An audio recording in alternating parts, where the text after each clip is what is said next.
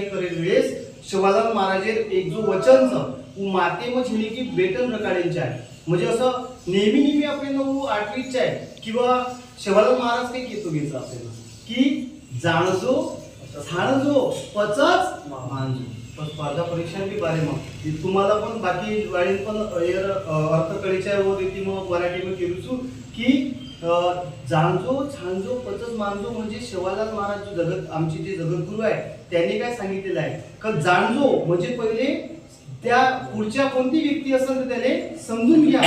त्याला समजून घेण्याचा प्रयत्न करा छानजो म्हणजे काय मग त्याच्यासोबत तू खरं आहे योग्य आहे नाही आहे या गोष्टीचा कारण मीमांसा करायची आहे म्हणजे त्या गोष्टीला समजून घ्यायचं आहे आणि पचच मानजो म्हणजे काय नंतरच ठरवायचं आहे तिथे खूप सारी बिबटी बसलेली आहे तो आपल्याला ही अभिमान वाटेंची आहे असे वचन आपले जे कोण जे काही